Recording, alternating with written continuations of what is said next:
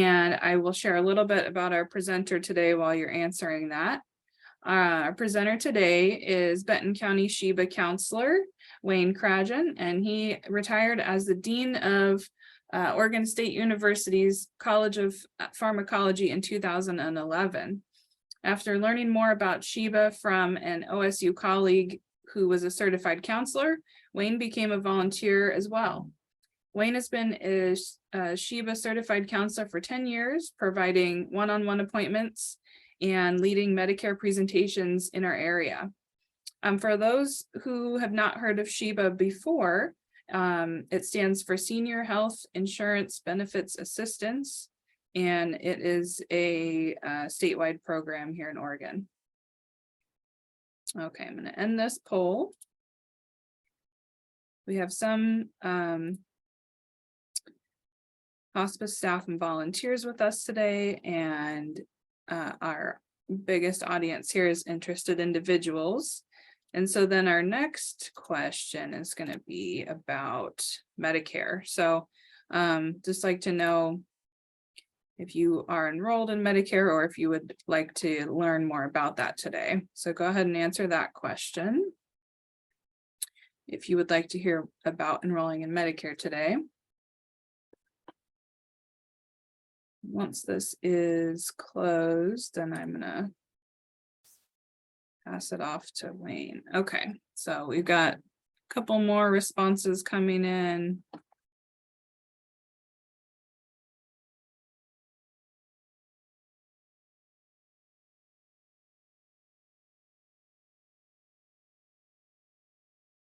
Okay. It looks like we are almost 50-50 on this one. So I think we can spend some time talking about enrolling in Medicare today. Okay, that is.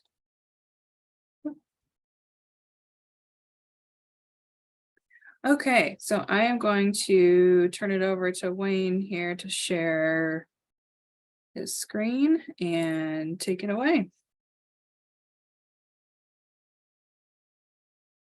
Oh, you are on mute. There we go. The classic keeping myself muted. So it's like I've got a glare on my screen. I'll try to set this up a little bit better. So welcome everybody to this presentation on Medicare 101. I appreciate those questions that Holly put up, because it's always need to know a little bit who my audience is when I'm talking to people. And a little bit of a disclaimer is that this is an hour presentation and I don't want to take the whole hour. I want to leave some time for questions. But as a result, there's more information than I can possibly give in an hour. And that's probably good if some of you may want to do some follow-up by meeting with one of our Sheba advisors. And with that as a background, I'm going to put up share my screen with some slides. And I guess I'll start here. All right. So hopefully that's showing up on everybody's screen. And Holly already mentioned this. In fact, Holly used to work with us at Sheba before she came to Lumina.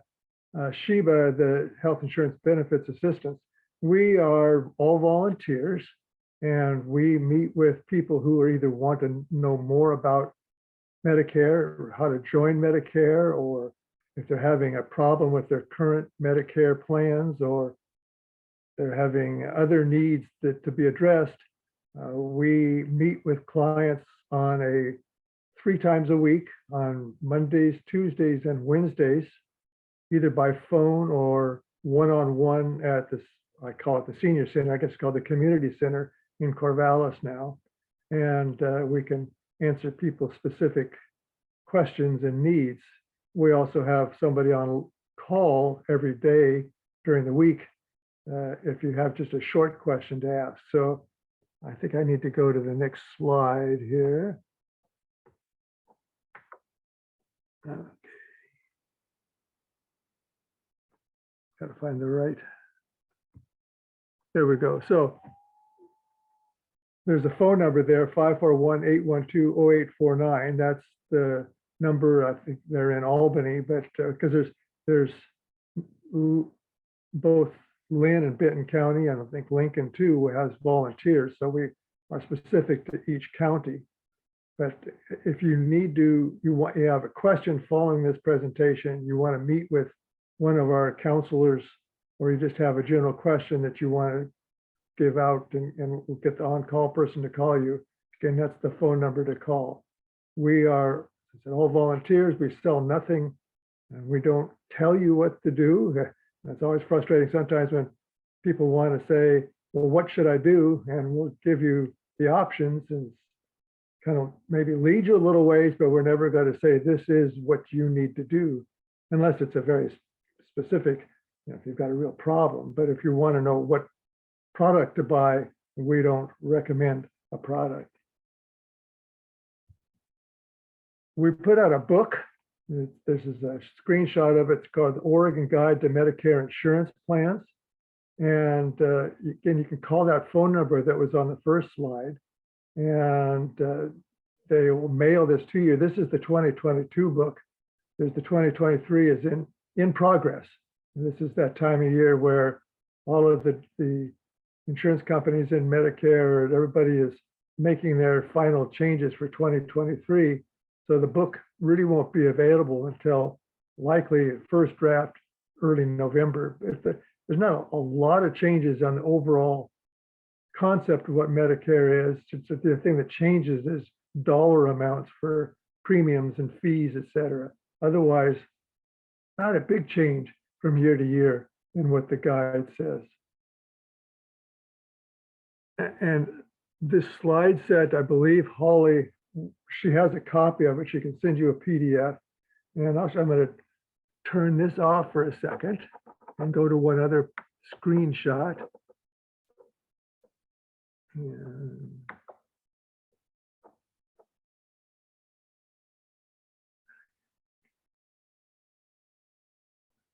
oh, here we go. I also prepared that it's a 3-page handout that kind of gives a lot of the basics, not on slides. And so it goes through, again, it's got the phone number for Sheba. It's when to enroll in Medicare, how to enroll in Medicare. And then there's some specifics on hospice on this particular slide, as well as Part D prescription drug costs for 2023. And I'm not going to talk off of this particular handout, but it's got a lot of the details that are in the slides in a pretty readily user-friendly form. And then there's also a graphic that shows kind of in general what Medicare is. So you may hear this term original Medicare. In fact, some of you who are maybe our clients with the Corvallis Clinic got a letter in the mail in the last couple of weeks saying, you have original Medicare, and Corvallis Clinic is considering changing how they deal with people with original Medicare and becoming a quote non-preferred provider, or a non now I just lost the word for it, but I'll explain what that is in just a minute. But this is a quick overview of Medicare. Medicare, original Medicare, it's been around for 30 years or more. I think it was during more than that, maybe during President Johnson's term in office, that Part A is hospital insurance and also covers hospice, which is kind of, we'll spend a little time about hospice today. Part A costs nothing to enroll in as long as you've worked for more than what they call 40 quarters. That's equivalent to 10 years of work experience.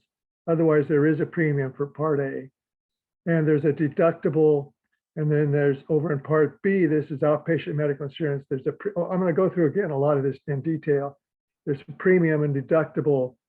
So original Medicare Parts A and B have what I call gaps or holes. There's deductibles for the hospitalization. There's a premium for Part B, which you can never get around unless you're low income. And there's a deductible, and then there's 20% coinsurance. So those are gaps or holes. And so most people choose to buy some type of a private insurance to cover those extra costs. One of them, and you're hearing this on TV like crazy these days, you can buy a Medigap or Medicare supplement plan, which if certain ones of those pay basically everything that Medicare doesn't pay for, except for prescription drug coverage, and you have to buy a prescription drug plan.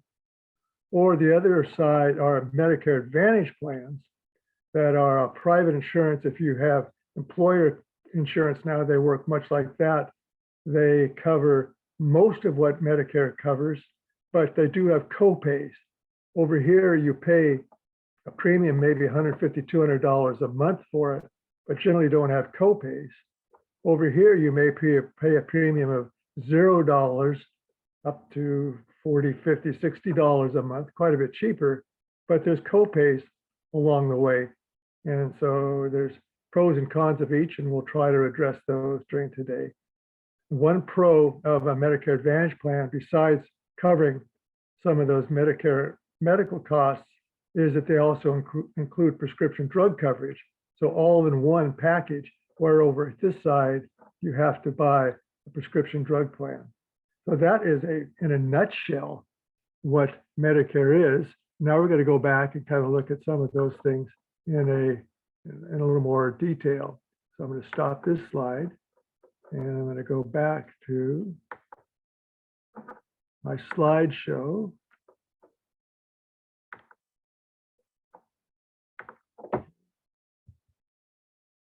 And so who is eligible for Medicare? Generally, we think of Medicare as a benefit for people who are over age 65. But some people who are under age 65 who have disabilities and are on Social Security disability, after 24 months or 2 years of being on Social Security disability, get enrolled in Medicare. So we have Medicare patients who are in their 20s, 30s, 40s, all ages, people who have a disability and are then enrolled in Medicare. And they get the same benefits that a person over age 65 gets. Now, just a quick thing about this, people over age 65, whether they're a citizen of the United States or a legal resident in this country for 5 years, are eligible to enroll in Medicare, as long as they've had the work experience that also makes them eligible to enroll in Medicare. And Medicare rule says if you're over age 65, you are required to enroll in Medicare. And if you're on Social Security, getting Social Security benefits, you automatically get enrolled in Medicare. And if you don't want it, you have to decline it. If you're not receiving Social Security benefits, which many people at age 65 are not, you don't get a notice saying you need to enroll in Medicare. And so that is something to be aware of. If you're over 65, you're not drawing Social Security, and you're not actively working, you need to enroll in Medicare. And this brings up a big issue, and I know that some people have this question. What if you're over age 65 and you're still working for an employer who provides your health insurance and drug coverage?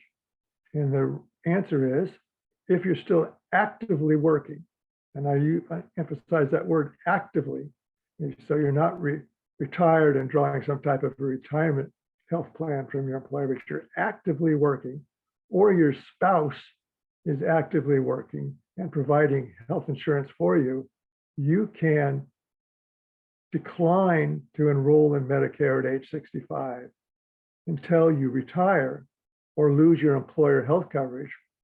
And then you've got a few months to enroll in Medicare without penalty. So if you're not working and you turn age 65, or you're not, actually, I put it this way, you're not drawing some type of employer health insurance, and you turn 65, you need to enroll in Medicare. If you don't, you are at risk for late enrollment penalties that can add up over time. But if you're actively working, yes, you can decline to enroll in Medicare. We often recommend people go ahead and enroll in Medicare Part A, the hospital insurance, If it's free to you, there's no harm to have it, and it works as secondary to your insurance, your employer health insurance. It probably doesn't provide you much benefit at all, but at least it gets you kind of in the system as getting a Medicare number. But you probably do not want to enroll in Medicare Part B because you're paying a premium for that for something that's really not giving you much benefit. Wayne, if someone meets those requirements with Social Security and they're automatically enrolled, do they just automatically get the Medicare card in the mail? Yeah, so if you're drawing Social Security benefit, and maybe you started it at 62 and anyway, for some reason you're drawing Social Security, about 3 months, 2 to 3 months before your birthday, you will get your Social Security card in the mail. Your Medicare card in the mail. If you want Medicare, you're good to go and you're automatically enrolled. But remembering that on your birthday month, Social Security will start taking that Part B premium out of your Social Security check. So your Social Security benefit will go down by that amount of money. But if you're still actively working, it might be that you're drawing Social Security, but you're also actively working and you don't want Part B, you have to proactively send in there's a little form that comes with your card telling Social Security you want to decline Part B. So you can do that as long as you're actively working. So again, this slide is similar to that more detailed one I showed a little later. Original Medicare is parts A and B, and Part A is primarily hospital insurance and for interest of today's audience, hospice care. Part B is everything else, doctors, nursing, skilled nursing care and laboratory tests, x-rays, MRIs, physical therapy, just about everything that's not in the hospital is part of Part B. And then there are gaps in parts A and B, things that they don't cover. So some people buy these Medigap or supplement plans and a prescription drug plan to pay for what Medicare doesn't pay for. Or other people go the Advantage plan route, which is also called Part C, that includes prescription drugs. And then within that, there's two pathways, HMOs and PPOs. So what we're going to do now is kind of talk about each of these components. We're going to start with just Medicare's Part A and B. So Part A is hospital insurance. It's actually a little more than hospital insurance, but it primarily used people for hospital care, but it also covers skilled nursing. This is a rehab stays. The rule is if you've been in the hospital for 3 midnights, this is a Medicare rule, in the hospital for 3 midnights as an inpatient, you are given a certain amount of days in a skilled nursing facility, a rehab, to get yourself back on your feet and being able to ambulate or activities of daily living, et cetera. And there are rules around that, which we won't go into a lot of detail, but a little bit. Hospice care is also paid for by Part A, and very, very limited home care, having someone to help you with activities of daily living on a maybe 2 hours a week or so are part of that Part A coverage. So Part A, for the hospital stay, you pay a deductible, $1,600. These are the 2023 costs, by the way. They've changed a little bit. For the deductibles have gone up, but premiums have actually gone down on some things. But so if you got hospitalized and you had only Part A, original Medicare, Part A, you pay your $1,600 deductible, then you have 60 days of hospital care at no further cost to you. So in one way, that's doggone cheap, $1,600. On the other hand, you may not have $1,600 to pay that deductible. If you're hospitalized for greater than 60 days, you do start getting co-pays, $400 a day and up to $800 a day. And So those are some of those gaps, some of those holes, whereas there's the deductible. And if we were to have long-term hospitalization, you do start paying a daily fee. And a Medigap plan will help pay for those things. Skilled nursing care, or SNF is what skilled nursing facility. Medicare pays 100% for the first 20 days of skilled nursing care if you've been in the hospital as an inpatient for 3 days or 3 midnights. If you're in the hospital for only 2 midnights, or you're in the hospital under what's called observation and not declared an inpatient, skilled nursing might cost 100% out of your pocket. So it's a very strict rule, 3 midnights as an inpatient before that starts working. And if you're there for beyond 30 or 20 days, there's a $200 per day copay. Again, some of these Medigap plans or Medicare supplement plans will pay this deductible. It'll pay this fee. It'll pay this fee. It'll pay this fee. Only here if you've had 3 midnights as an inpatient. So let's talk a little bit about hospice, since this is being sponsored by Lumina, which is a hospice and palliative care facility. So in general, hospice provides palliative care, that is pain management, comfort care, social services, dietary counseling, spiritual and grief counseling, physical and occupational therapy, and much more. Who Holly's going to be a much better expert than I am about all of the things that hospice provides. To qualify for hospice, you have to have been declared by a medical provider to have 6 months or less of life expectancy. Now, if you live beyond 6 months and you still have what appears to be a terminal illness, you can actually extend that hospice care beyond 6 months. And hospice is generally provided in your home. People come to you, social workers, grief counselors, physical therapists, etc., to come in and help you with your needs. But sometimes you end up in a facility that's because you're not able to care at home. So it could be a Medicare certified hospice facility. So it could be at either place.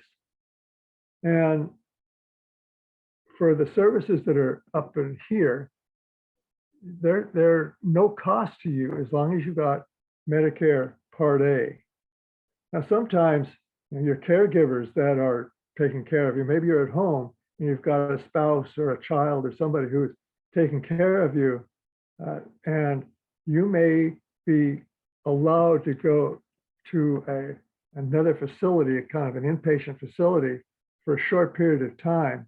And while you're there, you pay 5% of the cost of that. And I don't know what those costs are. But one of the things about hospice is it's only taking care of your terminal illness and making you comfortable and helping you and your family deal with that death and dying process. If you've got cancer, you've got other health needs that are chronic health needs, you either stop treating those, or if you want to continue to get treatment for your chronic health care needs or curative care, cure your cancer, you've got that right, but hospice doesn't pay for any of that. And that's still got to be part of your Part B Medicare benefit. And so you have to have Medicare Part B, and you likely need to either have a Medicare supplement or an Advantage plan to help pay for those costs. These aren't part of what hospice is going to help pay for. And hospice also pays for drugs for pain and symptom management, comfort care drugs. And there's a $5 copay for those as part of that, as the benefit for hospice through Medicare Part A. But if you want to continue your other prescription drugs, if that's your choice, but if you decide you want to continue your other prescription drugs that you've always had, then you have to have a prescription drug plan or a Medicare Advantage plan to continue paying for those drugs. So that's not part of the hospice benefit.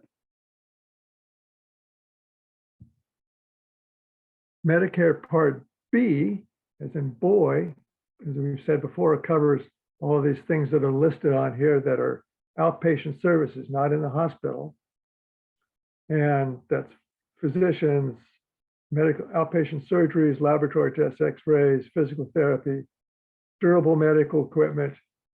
Flu vaccine and pneumonia vaccine are actually covered without cost through Part B. But most everything else that's on this slide, there's a 20% copay, or co-insurance, actually they call that, for those services. That's another big gap in what Medicare does not pay for and why people want to get some kind of a secondary insurance. And I always want to make clear here too that there's certain drugs that are given, like cancer chemotherapy, pain management, a number of different types of drug therapies. As I say, a lot of things that you see advertised on television that are given by your doctor or in an infusion clinic that aren't part of the Part D usual drug benefit, but these are part of Part B and they're subject to a 20% copay. And this is maybe for many people the most expensive part of their health care is this 20% copay for these particular types of drugs. And Medicare continues to charge the 20% copay for those.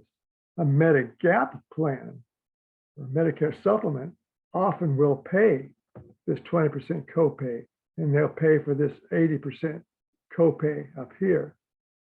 A Medicare Advantage plan will pay for some, but not all of this 80%. There's often some small copays. And a Medicare Advantage plan typically continues to charge this 20% copay until you get to what's called the out-of-pocket maximum, which may vary from $2,800 up to $10,000, depending on the particular plan that you have.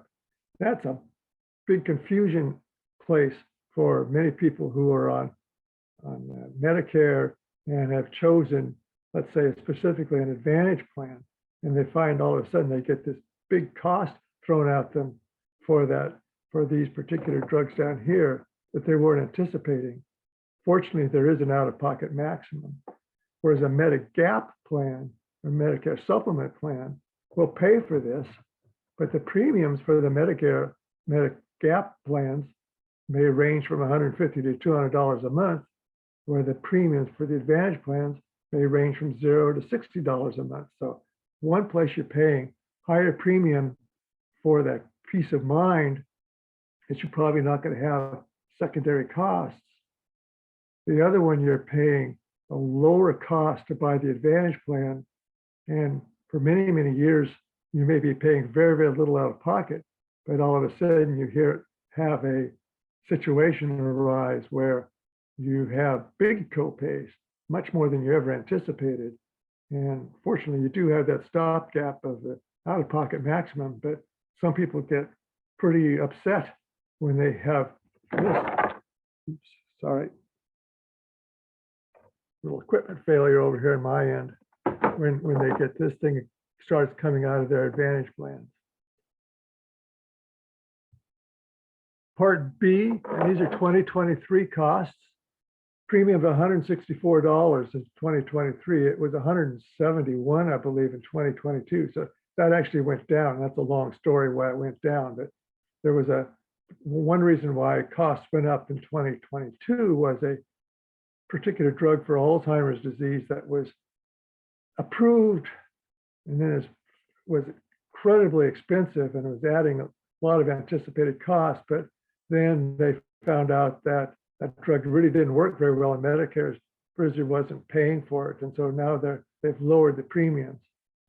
There are some people who have high income. If you have an individual income of $97,000 a year, or if you're a couple greater than $194,000 a year, you pay more than this $164 a month. And at the high end, if you make $750,000 a year or more, your Part B costs you $560.50 a month instead of $164. Now, I guess if I was earning $750,000, I could probably afford $560 to pay for my Part B premium, but that's a philosophical deal. The deductible for Part B is lowered slightly in 2023 to $226. But again, remember that Part B, there is an 80% co-insurance for just about everything else, unless you've got an Advantage plan or you've got a Medicare supplement plan. And another big point about Medicare Part B, we've talked about, you can defer Part B if you want when you turn 65, if you're still actively employed and have employer coverage. But if you're not, for every year that you decide you do, or fail to enroll in Part B, there's a 10% penalty. So instead of being a premium of $164, it's $164 plus 10% if you just delayed 1 year. If it's $164 plus 10% plus 10% if you delayed 2 years, $164 plus 10% plus 10% plus 10% if you delayed 3 years, and you're going to pay that 10, 20, 30% penalty for the rest of your life. So don't delay enrolling in Medicare Part B unless you have an employer plan. And we also have down here low income subsidies from this. If your income is less than $1,400 a month, you may pay nothing for your Part B costs. And if we have time, we'll talk a little bit about that. But if that might be a situation for you, that's the time to come and meet with one of our SHIBA advisors, and we can help you with how to navigate the low income assistance pathway. Now, again, this is an issue that came up in the last month from Corvallis Clinic. What they call Corvallis Clinic is saying they might become a non-participating provider in Medicare. And what does that mean? It's really freaked out a lot of people and generated many phone calls to us. So there's a provider, I'm calling a doctor's group a provider, may say outright, yes, we want to play the Medicare game. We want to participate in Medicare fully. And if they say they're going to participate in Medicare fully, they agree then when a Medicare patient comes to them as part of their clinic, they will bill Medicare for the patient and accept what's called assignment. And the word assignment means that those providers agree to accept the predetermined Medicare payment for whatever service was provided. And there's an example here. A doctor, you come in and you see your physician, and that physician charges $200 for an office visit and bills Medicare $200. But the assignment rate, the agreed upon reimbursement rate, is $100, of which Medicare pays 80% or $80, and your co-insurance is $20. If you have a Medicare Advantage plan, your co-insurance is probably going to pay this $20 for you. So you're out of pocket is $0. And this is original Medicare. And original Medicare is people who have Medicare plus a Medicare supplement plan or a Medigap plan. And in those plans, Medicare pays first and the Medicare supplement pays second. Now, there's another group of providers who just outright say, we don't take Medicare patients. That's not what Corvallis Clinic is proposing to do. But there are some providers who say, we just don't take Medicare patients. And if you want to be treated by me, you're going to pay 100% out of $200 out of pocket, and Medicare is not going to pay for anything for you because I don't bill Medicare and I don't play the game with Medicare. There's also some participating providers, and Corvallis Clinic right now is a participating provider who right now, quote, plays the game, but they also say they limit the number of Medicare patients they will accept into their practice. So you may be turned down to be part of their group because they've already filled up all the slots that they're willing to take with Medicare patients. And this happens sometimes when people move to town, try to find a new provider that takes Medicare and have a challenging time doing that. If you've already got a pre-existing arrangement with the group, generally they just roll you over into Medicare. But there's a middle group, and this is what Corvallis Clinic is proposing they might do. we've heard they probably won't do it in 2023, but they might. And they become what's a legally defined term called a non-participating provider. A non-participating provider says we will take Medicare patients.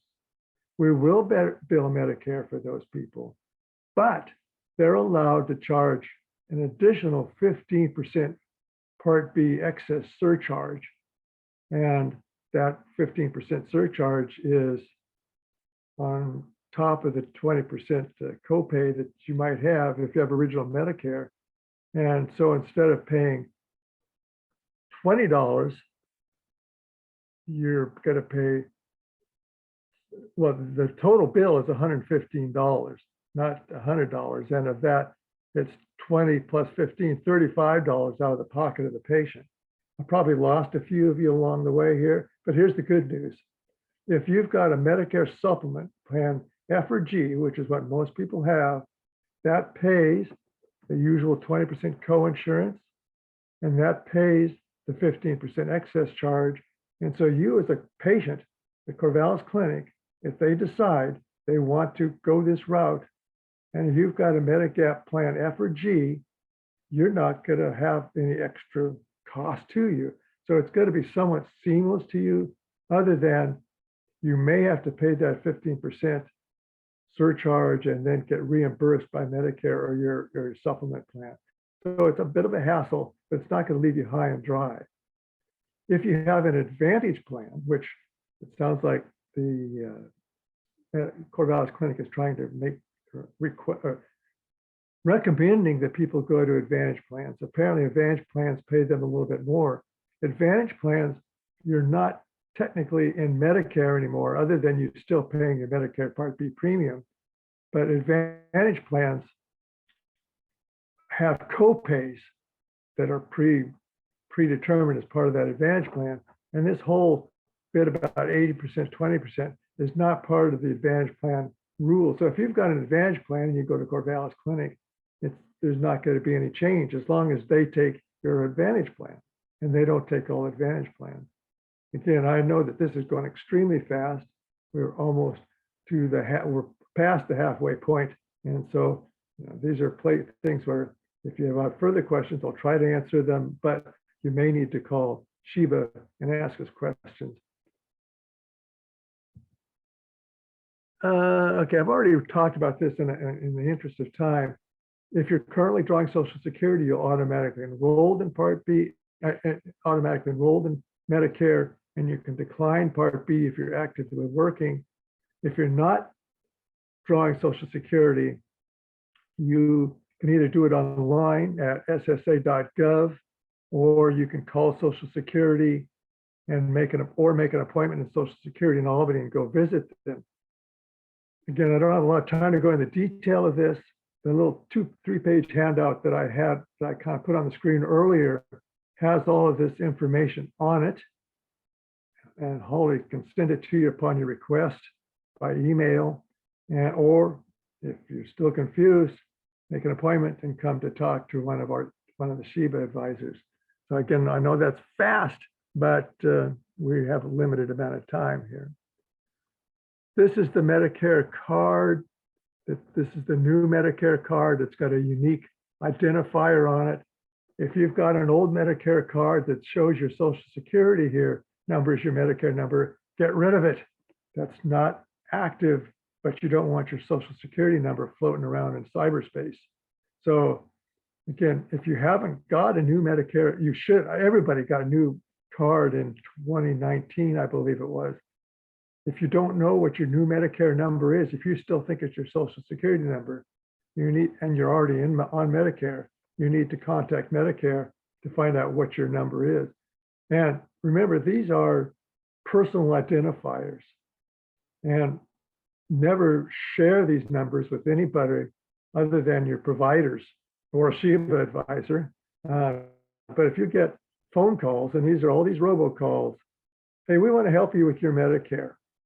We can help enroll you. We can do all this for you. And we need to verify what your Medicare number is. So if you give us that, then we can get you this free device, or we can get you enrolled in Medicare, or we can do all this good stuff for you. You give them your Medicare number, And lo and behold, they start billing Medicare on your behalf for services that you never received. So, and during this time of open enrollment, never, ever talk to somebody on the phone about Medicare. I don't care how much they try to scare you, unless you contacted them first. If you contacted United Healthcare or MODA or Regents and said, I want to know more about your plan, and gave them your phone number and they call you, that's legitimate, and they can ask you for that number because they can't enroll you without your Medicare number. But if you don't know who this person is and they're trying to scare you or strong arm you into doing something for Medicare, hang up. Don't ever talk to them. If you get emails from somebody wanting to do Medicare, don't give them anything. If you respond to them, they just keep hounding you.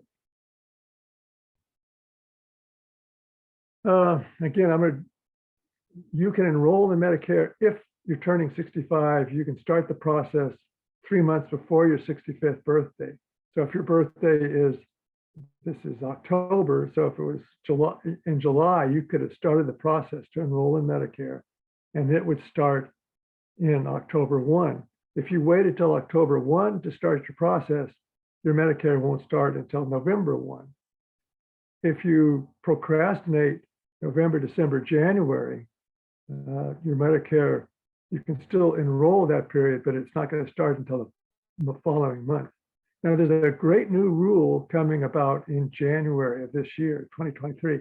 It used to be if you procrastinated after your first 3 months after your birthday, you couldn't enroll in Medicare until the following January to March of the following year. That's still true. So if you've got an August birthday and you didn't enroll in Medicare on time, your next window of time to enroll in Medicare is January through March of the following year. And starting in 2023, whatever days, if you enrolled in January, it would start in February. If you enrolled in February, it would start in March. In 2022, if you enrolled in January, it wouldn't start till July. That rule is going away, thank goodness. It's going to save people a lot of time. But what I say is, don't ever procrastinate beyond 3 months past your 65th birthday to enroll in Medicare unless you are actively working with an employer health plan. And there's another little proviso there. If your employer has less than 20 employees, Medicare becomes your secondary payer. And so you want to, I'm sorry, I said that wrong. But let me go to the next slide. So this is that if you or your spouse are actively working at age 65 and you have an employer health plan that's covering your health care, your employer plan is primary, Medicare is secondary, so you don't have to have Medicare. You could go ahead and enroll in Part A because it doesn't cost you anything, but you probably don't want to enroll in Part B because it costs you something. Another, if your employer plan is a health savings account, an HSA, if you don't know what that is, don't worry about it because it doesn't apply to you. But if you've got a health savings account, do not enroll in Medicare A or B. And that's got some income tax provisos, which I don't have time to go into. But here's the crazy thing. If your employer has fewer than 20 employees or you're self-employed, Medicare is primary, your employer plan is secondary. So if you're in that latter category, you do want to enroll in Medicare A and B at age 65. If you have fewer than 20 people covered by your plan, so ask your HR department, how many people are covered by my plan? Or if you're a self-employed worker, you do want to enroll in Medicare, even though you may still be working. Because Medicare becomes the primary payer and your employer plan is secondary, and it may not, if you're not in Medicare, there's not much primary pay being made, and you've got very little that your employer plan is going to pay for. Again, if you're confused by that, that's what we're there to help you with. And I'm going to, if you retire, so you work till 70. Some people are wanting to work till age 70 because they don't want to draw Social Security, they want to keep working, but they've got active employer plan. you can wait until you retire to even as much as 8 months after you retire to enroll in Medicare. But don't wait 8 months because you got 8 months of no health insurance. So the month before you get ready to retire, contact your human resources department and get this form, and it's on that handout I have. Again, we can help you with this. It's a specific form by Center for Medicare Services that your employer fills out on your behalf that declares you had active health insurance from age 65 to the date of your retirement. And you fill out another form called 40B. You can find these on the internet. It's on that 2-page handout I gave you, or we can help you with it. And then you submit those forms to Social Security. You always enroll them for Medicare through Social Security.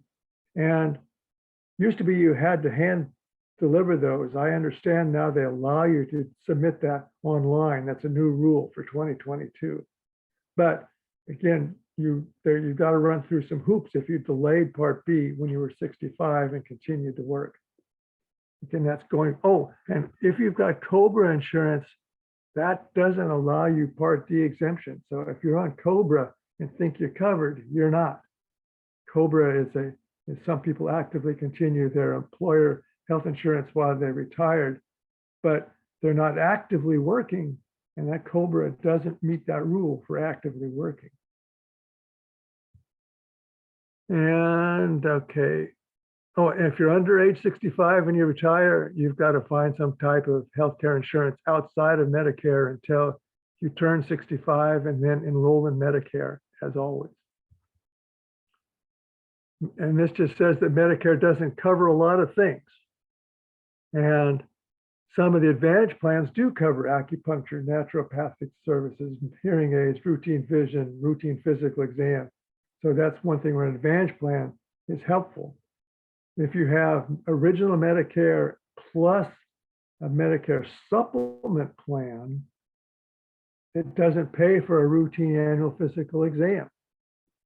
That's out of pocket. And it doesn't pay for any of these other things that are listed out here, but an Advantage plan does. So that's another pro-con of Advantage versus a Medigap. So the next question is, how am I going to pay for medical costs after I'm on Medicare that Medicare doesn't pay for?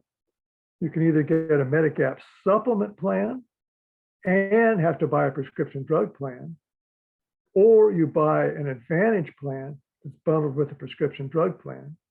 And how am I going to pay for prescription drugs? You get a standalone prescription drug plan if you've got a supplement, or you get a Medicare Advantage plan that rolls it together. Now I see that we are at 10 minutes to 1. And so for me to have time to go through Medigaps and Advantage plans and Part D prescription drug plans and the prescription drug plan donut hole or low income stuff, I don't have time to do that. So here's what I'm proposing. I'm going to open it up to questions. And if you've want to know more about, oh, and one other thing, I will do one other screen share here, because this is a popular item every year for people, is, hope I've got it.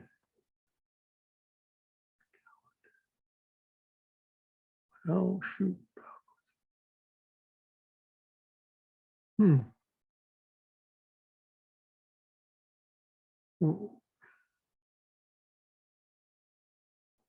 Well, I don't have it up here to put, oh, what's this now?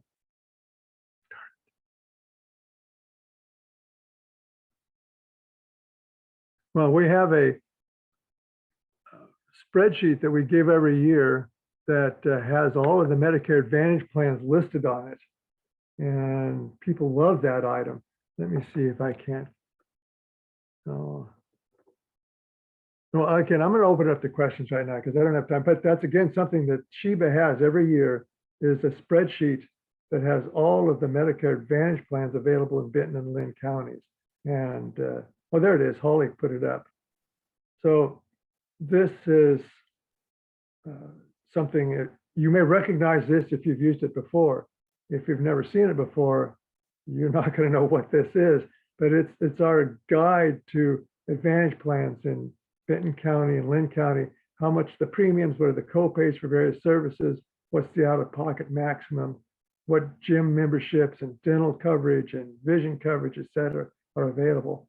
So these are popular items. This is called open enrollment right now, October 15th through December 7th. People are looking to see if they want to change what their coverage is, and this is the time of the year to do it. Okay, thanks, Holly, for putting that up. So I'm going to stop there and open to questions. We'll give people a moment to put any questions they might have in the chat. Yeah, I put a question in the chat early on, and I don't know if you can answer it, but you mentioned that Social Security benefits are automatic if you're collecting for disability. I'm not on disability, but I'm collecting as a widow. So does that mean that I'm automatically enrolled in Social Security, or? And what is your age? 63. 63. Are you getting a Social Security check in kind of in your husband? Are you getting a benefit every month? There's some kind of a payment? Yes, I'm getting survivor benefits. My Okay. husband, Social Security. Okay, so I believe that as you get close to 65, 2 to 3 months beforehand, you should get automatically enrolled in Medicare. Okay. Assuming the rules don't change. Yeah, right. now and then. But if you haven't heard from them within, say, 60 days or 30 days of your 65th birthday, then you might want to check with Social Security to see if it's coming. Okay, thank you. But I believe in that situation, you will be automatically enrolled. Okay, in thank you. Medicare. Okay.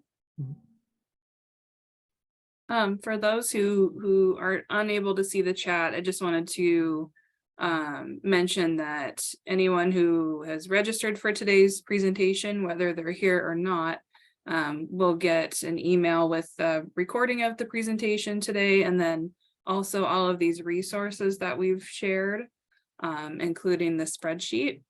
And I believe is this just the Benton County spreadsheet? That is just the Benton County. Linn Okay, County so- does differ slightly, but pretty Yeah. much. Yeah. So we can, I'll provide the contact information for our local SHIBA program, and they have the spreadsheet available for Linn County as well.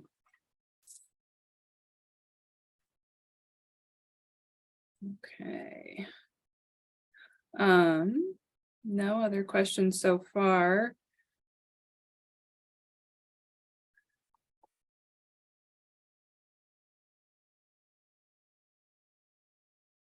I do want to actually, if you're looking for, one thing that's going to change significantly, and people may have heard this in this Inflation Reduction Act, I believe that's the name of it is, that there are some Medicare provisions in there that change in 2023. One thing that's happening is that shingles vaccine and hepatitis B vaccine, which you used to have to pay a copay with your Part D prescription drug plan, are now going to be free through Medicare. So that's a positive starting in January of 2023.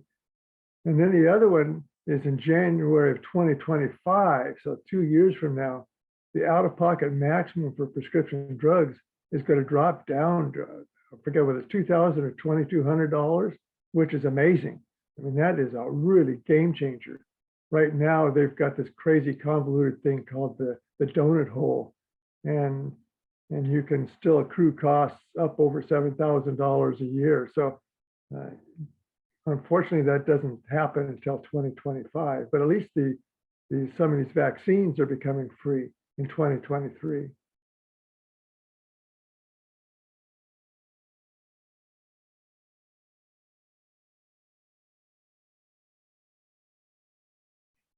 Okay, I don't see any other questions coming in.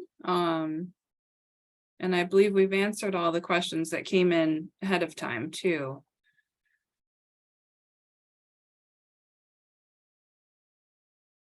Just give it another minute. And so we'll share, like I said, we'll share the information, but it sounds like there are still appointments available with the SHIBA counselors here in our area if you are needing help reviewing your plan. But speaking from experience with Sheba, they do fill up quickly. So if you are feeling like you need some help after this, I would definitely recommend giving them a call and getting on their calendar. Yeah, so again, it's October 15th through December 7th is the open enrollment. But we do this, we're there all year round, but those are the kind of the busy time. And our counseling times are Mondays from 1 to 4 in 1 hour increments. Tuesday mornings, I think from 8:30 to 11:30. Wednesdays from 1 to 4. And then there is always somebody on call Monday through Friday for relatively quick answer questions. We have somebody who can take care of those over the phone. Oh, and again, we either meet, we're trying to do more in person again at the senior center, but we also do Zoom and telephone call appointments.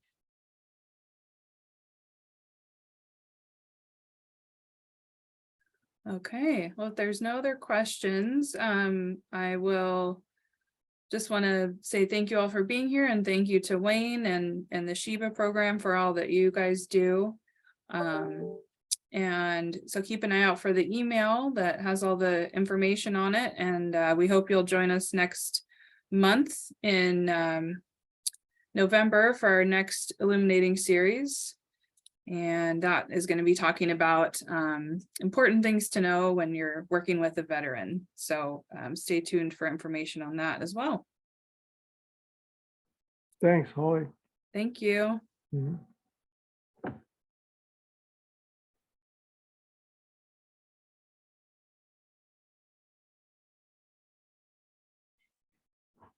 Okay. And did you want to do any wrap up, Holly, or are we good to go? I think we're good to go. Thank All you. right, well, thanks. Talk to you later.